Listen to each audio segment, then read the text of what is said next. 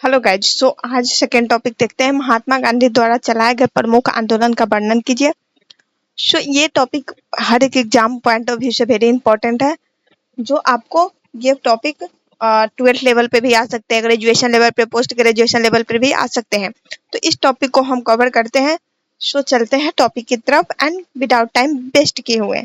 सो महात्मा गांधी द्वारा चलाए गए प्रमुख आंदोलन का वर्णन कीजिए।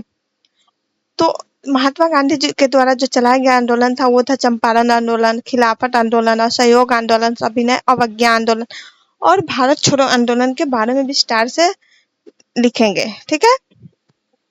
महात्मा गांधी ने भारतीय स्वतंत्रता संग्राम में अनेक महत्वपूर्ण आंदोलनों का नेतृत्व किया है। महात्मा गांधी जो है उन्होंने भारतीय स्वतंत्रता संग्राम में अनेक महत्वपूर्ण आंदोलनों का नेतृत्व किया है, जिनका उद्देश्य अंग्रेजों के अन्यायपूर्ण शासन के विरुद्ध अहिंसा मार्ग से संघर्ष करना था। नीचे महात्मा गांधी द्वारा चलाए गए प्रमुख आंदोलन का विस्तृत वर्णन किया गया है। तो हम चलते हैं नीचे। तो फर्स्ट क्या है, महात्मा गांधी के द्वारा चलाया गया आंदोलन चंपारण आंदोलन।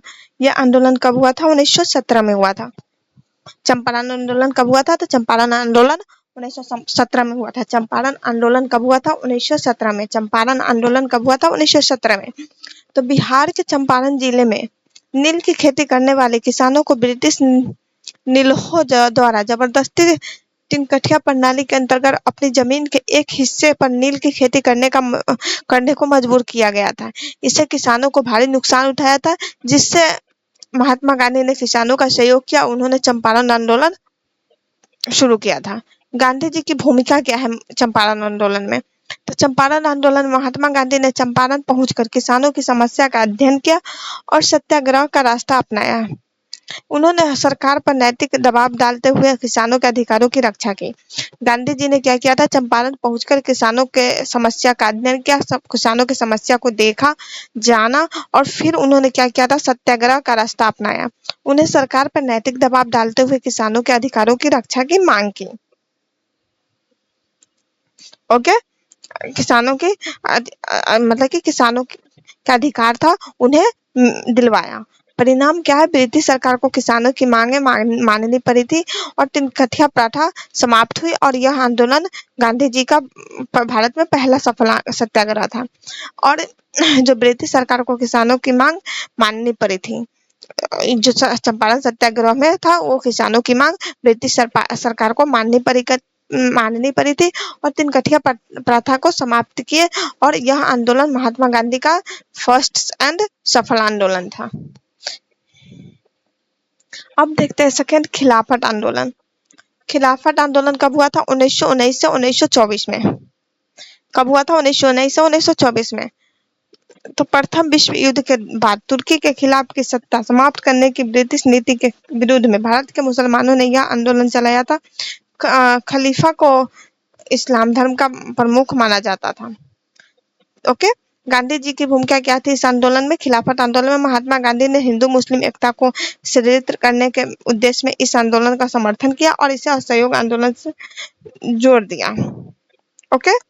परिणाम, हालांकि यह आंदोलन खलीफा के पद समाप्त होने के बाद कमजोर पड़ गई, लेकिन इससे हिंदू मुस्लिम एकता को बल मिला और स्वतंत्रता संग्राम को नई दिशा मिली थी। ओके। खिलाफत आंदोलन से क्या हुआ था?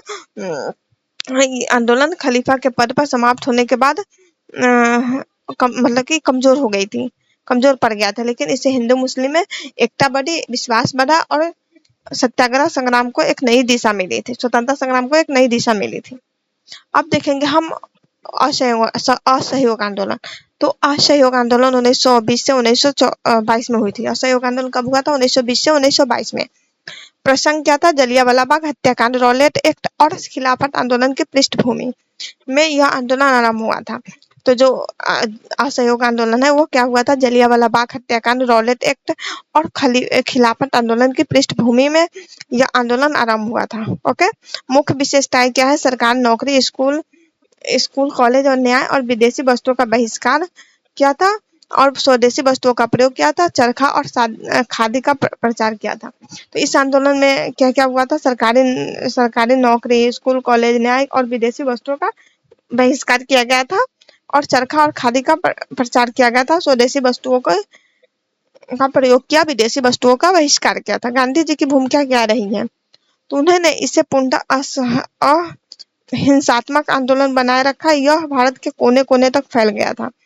गांधी जी ने क्या किया था? इस आंदोलन को अहिंसात्मक आंदोलन बनाए रखने में मदद की थी और यह भारत के कोने कोने में फैल गया था। समाप्ति 1922 में चौरी चौरा कांड के बाद गांधी जी ने आंदोलन को वापस ले लिया था, क्योंकि यह हिंसात्मक मार्ग से भटकने नहीं देना चाहते थे। जो ये समाप्ति हुई थी वो चौरी चौरा कांड के बाद ये आंदोलन समाप्त हो गई थी। अब देखते हैं हम सविनय अवज्ञा आंदोलन। ये हुआ था 1930 में। कब हुआ था? 1930 में। तो सविनय आंदोलन है। ब्रिटिश सरकार द्वारा नमक पर कर लगाए जाने के विरुद्ध में गांधी जी ने इस आंदोलन की शुरुआत की थी। सविनय अवज्ञा आंदोलन है। यह आंदोलन कब हुआ था? क्योंकि ब्रिटिश के द्वारा नमक पर कर लगाए जाने के विरुद्ध में यह आंदोलन हुआ था, जो कि मांग थी कि ब्रिटिश सरकार नमक पे कर न लगाए। अब मुख्य घटना दांडी मार्च। गांधी जी ने 12 मार्च 1930 को साबरमती आश्रम से 78 अनुयायियों के साथ दांडी तक 240 मील की यात्रा की और 6 अप्रैल को समुद्री तट पर नमक बनाकर नमक कानून तोड़ा था। गांधी जी ने क्या किया था? 12 मार्च 1930 को साबरमती आश्रम से 78 अनुयायियों के साथ दांडी तक 240 मील की यात्रा की और 6 अप्रैल को समुद्री तट पर नमक बनाकर नमक कानून तोड़ा था। ओके। विदेशी कपड़ों और वस्तुओं का बहिष्कार। इस आंदोलन में क्या हुआ था? विदेशी कपड़ों और वस्तुओं का बहिष्कार किया गया था। कर न चुकाने की अपील की गई थी और सत्याग्रह और गिरफ्तारी भी हुई थी। परिणाम, इस आंदोलन से देश भर में अंग्रेजी सरकार के खिलाफ जन जागरूकता बढ़ी। गांधी डार्विन समझौते के तहत आंदोलन समाप्त हुआ और गांधी जी द्वितीय गोलमेज सम्मेलन में भाग लेने लंदन चले गए। अब भारत छोड़ो आंदोलन। ये आंदोलन 1942 में हुआ था। ओके।